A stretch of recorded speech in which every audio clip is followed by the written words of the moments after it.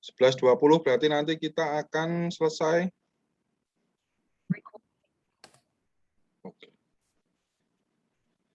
Oke, selamat pagi teman-teman. Selamat pagi Bapak. Hari ini kita akan mulai perkuliahan manajemen proyek yang ke-9 ya. Saya akan coba share screen. Bisa dilihat semua? Bisa Pak? Bisa ya. Sudah Pak. Kita mulai perkuliahan pada pagi ini. Gitu. Oke, jadi kita kemarin sudah belajar tentang siklus proyek ya di sini. Sebentar saya ganti mouse-nya jadi pointer dulu. Gaya Siti ya. Oke, biar nggak kelihatan katrok.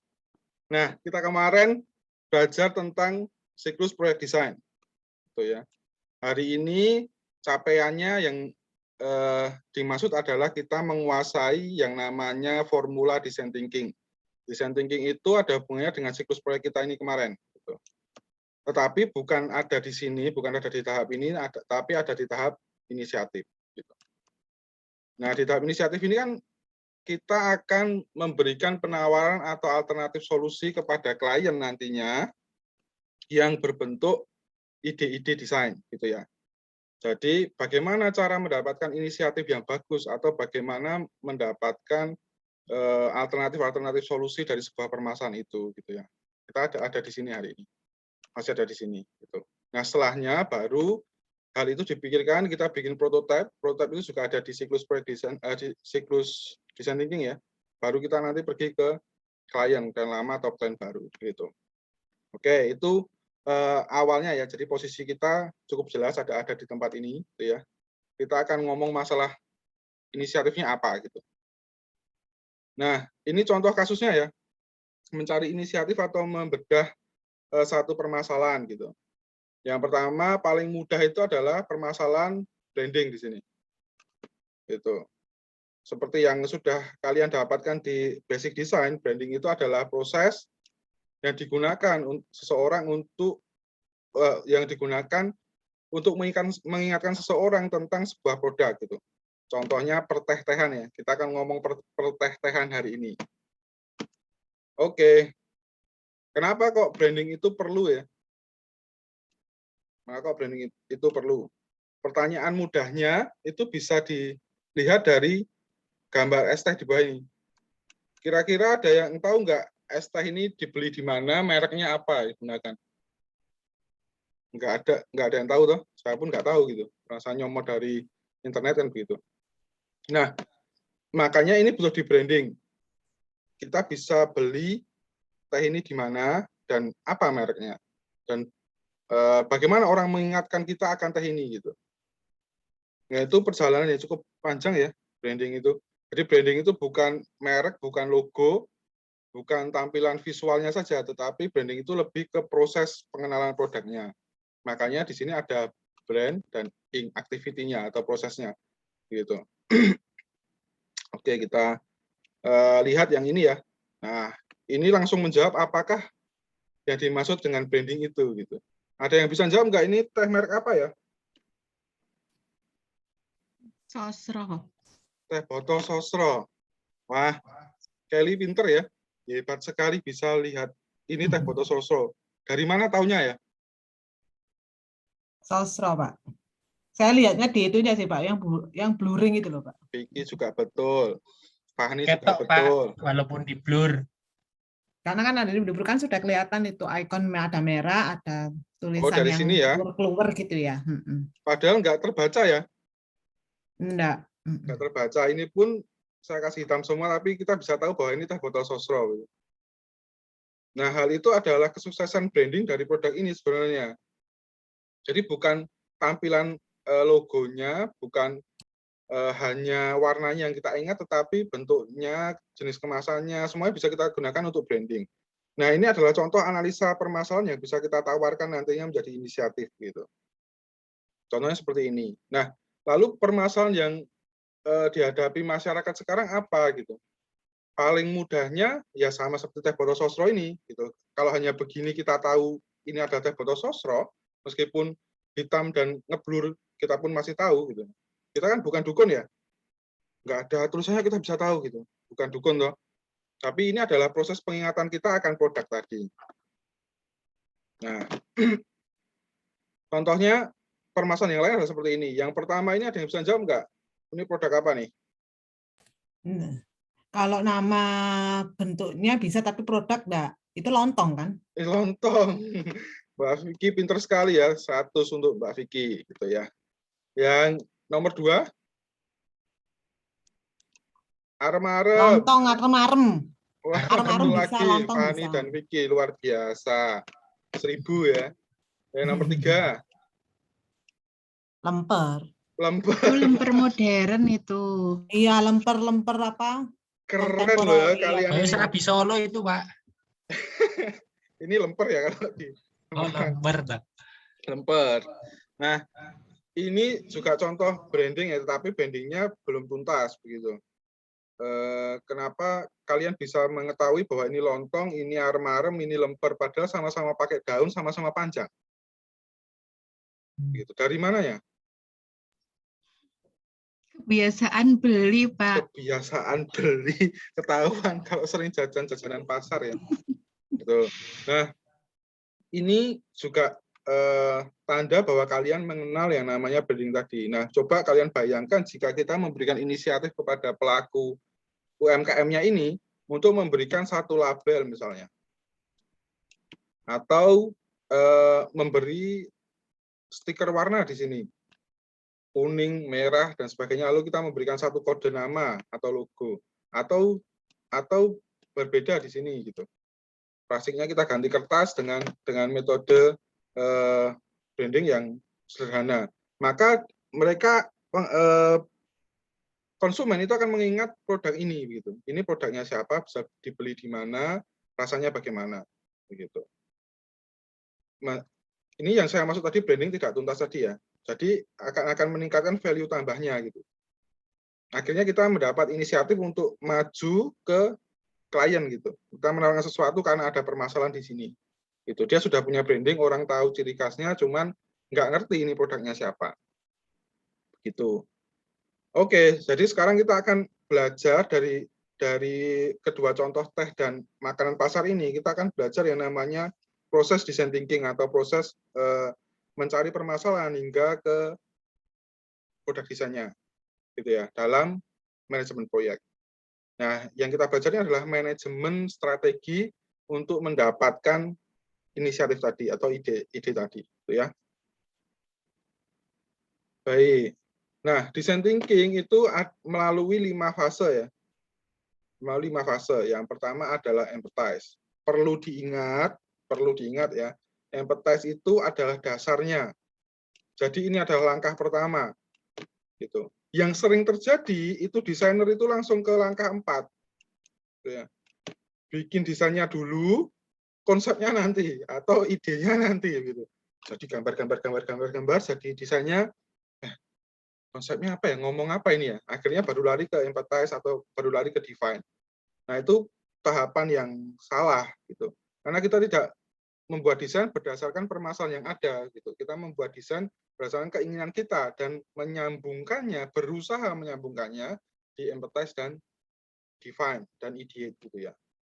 Oke, kita akan bedah satu-satu fungsinya mereka itu apa gitu ya. Jadi di empathize ini kita akan belajar berempati terhadap permasalahan yang ada. Seperti tadi, di sini kita berempati. Oh ya, lontong itu rasanya seperti ini, bentuknya panjang, daunnya warnanya seperti ini, maka huruf yang cocok apa ya? Maka yang orang pertama kali lihat itu apanya ya? Di sininya atau di panjangnya ini gitu. Itu kita mencoba berempati terhadap permasalahan seorang untuk mengenali produk ini gitu. Sama seperti lemper jiba ini gitu. Plastiknya bisa diganti nggak ya? Atau tambah labelnya bentuknya seperti ini atau seperti ini tadi. Kita mencoba berempati juga. Sama juga dengan arem-arem yang di sini begitu ya. Kalau kita rubah bentuknya jadi panjang, arem-arem ini nggak dikenali orang lagi, akan jadi lontong, maka tidak bisa kita lakukan. Itu kita mencoba berempati terhadap permasalahan orang, maka bentuknya akan seperti ini. Mana yang bisa kita akali, gitu. Mana yang bisa kita modifikasi untuk menjadi nilai tambah. Nah, itu ada di empathize. Kita harus berempati terhadap permasalahan yang user rasakan. Lalu yang kedua, kita akan mendefinisikan itu. Kira-kira mereka beli untuk apa ya? Kira-kira bahan yang bagus itu apa saja ya? Kira-kira yang ramah lingkungan itu bagaimana ya? Marketnya berapa besar ya? Gitu. Kita akan promosi pakai apa saja? Seperti itu. Kita akan mendefine yang kita empatikan masalah, lalu kita akan mendefinisikannya terhadap sub-sub solusi, begitu ya. Nah, lalu yang ketiga itu adalah ideasi. Kita akan mencari idenya. Oh, warnanya kita ganti tidak hijau, coklat misalnya, tapi bentuknya sama. Gitu. Lalu kita ganti plastiknya jadi kertas tadi. Kertasnya jenis apa kayak begitu. Lalu logonya akan kita print atau kita stempel ya. Itu ideasi di sini. Lalu kita bikin prototipenya.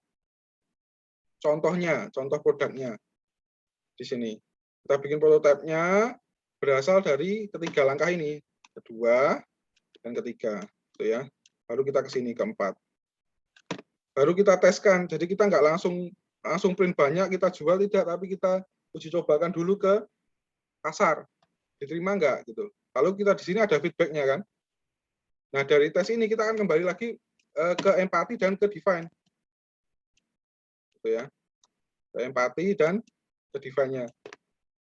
Oh, ternyata ada yang salah, maka ada yang salah kita analisis di empati dan ke define-nya gitu.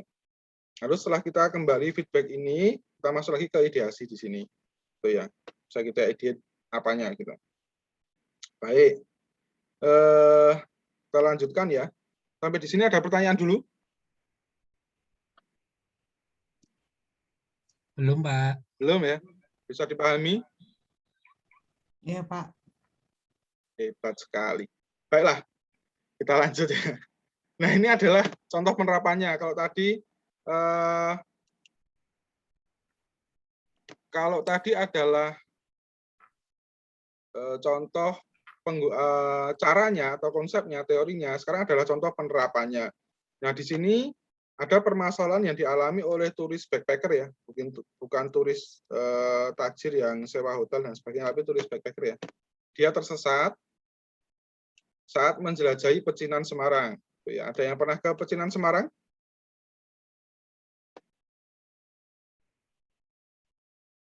Halo? Saya, Pak. Belum? Belum pernah ke Semarang, Pak. Oh, saya Sudah sudah pernah, Pak. tapi belum pernah keliling-keliling. Belum pernah keliling-keliling. Nanti kalau keliling-keliling kalian mungkin bisa tersesat ya. Mungkin saja, tapi kan sekarang ada internet. Tapi si bule ini, si turis backpacker ini nggak punya kuota internet gitu. Sedangkan di daerah sana itu mungkin tidak ada wifi. Ya, tidak ada wifi. Nah, sekarang di empathize itu contoh memformulasikannya bagaimana ya. Kita lihat dulu masalah yang mungkin dialami oleh si turis ini gitu. Yang pertama, kemungkinan tersesat itu sangat tinggi karena banyak sekali gang-gang kecil atau banyak sekali jalan-jalan kecil di area pecinan Semarang gitu. Padahal di sana banyak sekali ikon-ikon. Gang-gang kecil itu sebenarnya menyambungkan ke ikon-ikon di pecinan Semarang ya, landmark di pecinan Semarang seperti kuil, seperti pasar malam, seperti warung makan ya yang terkenal di sana. Tapi mungkin mereka tidak menguasai atau tidak pernah berjalan-jalan di sana, akhirnya tersesat. Gitu. Lalu di sana nggak ada turis general information. Jadi turis general information itu ada di jalan Pemuda ya, jauh banget dari pecinan Semarang itu. Lalu accommodation information-nya juga tidak ada. Mereka hotel-hotelnya semua terhubung dengan hotel-hotel jaringan internet ya, berbasis internet ya. Jadi bookingnya pun lewat sana. Atau bisa juga booking di tempat tapi harganya mungkin lebih tinggi gitu ya. Lalu ada cultural information, tapi si turis ini akan kesulitan menemukan itu gitu. Karena di satu tempat yang itu mungkin tidak dekat dengan gang-gang kecil gitu, di pusat keramaiannya pecinan Semarang. Lalu tujuan si turis ini ke sana ngapain sih? Oh, dia bisa aja tentang budaya, belajar budaya, agama karena banyak kuil di sana. Makan kuliner karena ada semawis ya, ada pasar semawis, pasar malam. Lalu dia bisa juga berbelanja karena banyak sekali toko-toko grosir yang terkenal di tempat itu. Lalu mereka juga bisa ikut tour gitu, tapi ketika ikut tour mereka tersesat, bisa juga. Jadi kita menjabarkan empatinya di situ. Lalu kita mendefine masalahnya. Ketika di-define ada pertimbangan gitu ya. Gendernya apa, umurnya berapa, pengalamannya apa, pernah nggak ke pecinaan sebelumnya? Kalau sudah pernah, bagaimana dia tersesatnya, seperti itu. Lalu kita jabarkan juga, kalau di Pecinaan Semarang itu ada 48 spot ya, di sini. 48 iconic place yang bisa kita singgahi ketika kita di Pecinaan Semarang. Ada 13 gang ya, 13 ini yang bikin orang sering tersesat ya. Terus setelah itu kita akan mencoba mengideasi petanya gitu ya, mengideasi idenya. Bikin apa ya? Oh mungkin kita bisa bikin 3 dimensi map gitu. Basicnya gambar kita pakai vektor supaya mudah dikenali ikonnya. Gitu.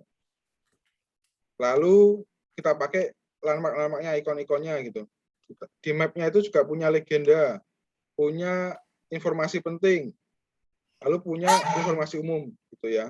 Jadi ada beberapa desain guideline yang bisa kita gunakan di saat kita di fase edit gitu ya. Lalu yang keempat di fase prototype. Modelnya seperti apa mapnya gitu. Kira-kira petanya itu peta yang bentuknya buku atau yang bisa masuk ke kantong gitu. Mungkin masuk ke kantong yang paling tepat. Lalu hitam putih atau berwarna. Mungkin berwarna lebih menarik gitu ya. Lalu ukurannya berapa ketika dibuka foldingnya tadi? Oh A3 besar sehingga bisa memenuhi ide kita gitu ya. Lalu dibikin satu sisi atau dua sisi gitu. Mungkin satu sisinya untuk peta sehingga petanya bisa besar, satu sisinya bisa untuk tulis informasi begitu. Itu ada prototipe idenya kita. Lalu kita teskan map tadi. Tesnya caranya bagaimana? Untuk dapatkan feedback kita bisa taruh mapnya di tour guide, di lokal tour guide atau di lokal turis ya, di turis lokal yang ke sana. Lalu bisa ke internasional turis juga. Lalu setelah mereka menggunakan map itu kita tanya, kira-kira sulit nggak memahami peta tadi? Gitu. Jadi ini adalah contoh penerapan ya. Nanti setelah ini kalian akan membuat formulasi sendiri di sini ya, di empathize, define, dan ideate, prototype, dan test. Gitu. Baik, saya rasa waktunya sudah hampir 20 menit ya. Ini adalah studi kasus latihan kalian hari ini, gitu. Dikerjakan di sini ya.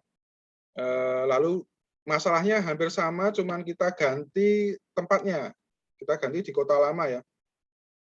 Bukan di Pecinaan Semarang. Tentu empathize-nya berbeda di Kota Lama, karena di Kota Lama kita nggak ada religion ya, tidak ada belajar religion, paling hanya satu gereja Belenduk ya. Terus tidak ada, yang lainnya ada sih, yang lainnya ada. Culture, kuliner ada, shopping ada, tour package juga ada di sana. Lalu mungkin bisa kalian tambahkan ya, apa yang kita bisa tujuan tulis ke sana kira-kira apa. Lalu di problemnya tentu juga beda. Nah, kalau di empatinya berbeda, maka define dan ideate dan prototype dan tesnya tentu berbeda juga. Gitu ya, meskipun sama-sama tempat wisata. Baik, ini tugas latihan kalian. Lalu ini di dalam penugasannya per kelompok ada 5 orang, gitu ya. Kita akan bagi acak setelah ini. Waktu diskusinya 30 menit. Bisa diskusi dengan saya ataupun dengan kelompok terlebih dahulu ya. Kalau ada pertanyaan baru kita diskusikan bersama. Lalu tuliskan dalam sticky note. Tempelkan pada kertas A3 ya. Yang sudah disediakan. Sudah kalian bawa. Lalu langkah-langkahnya seperti tadi ya. Yang pertama adalah empathize, jangan langsung ke sini ya. Nanti kalian jadi dukun kayak tadi. Tahu desainnya tapi nggak tahu masalahnya. Gitu. 1, 2, 3, 4, dan 5. Baik, sampai di sini ada pertanyaan? Yang perlu dibahas? Untuk yang sticky note itu untuk masing-masing Pak, 1, 2, 3 itu ya. Betul. Jadi empathize. Tempel-tempel aja di sini. Nah, karena jadi, kalau kita kondisinya online begini bisa langsung diisikan ya dengan warna berbeda di Word, nanti bisa dipresentasikan. Nah, nanti ketika pengumpulan tugas bisa ditempel dalam sticky note-nya. Gitu, Vicky? Cukup jelas? Ya, Pak. Oke. Baik. Ini untuk minggu depan ya, kalau tidak ada pertanyaan lagi. Jadi setelah kalian memformulasikan design thinking ini minggu depan kita akan belajar membuat desainnya ya, merancang gitu. Jadi minggu ini itu tuntutannya hanya kalian bisa menggunakan atau memformulasikan kembali formula ini gitu ya. Menggunakan formula ini untuk mendefine masalahnya. Bisa menginisiasi permasalahannya dan menemukan alternatif solusi. Nah, minggu depan kalian nanti baca di link ini ya. Ini adalah contoh pengerjaan berbasis design thinking di Pecinan Semarang tadi yang kita bahas. Begitu.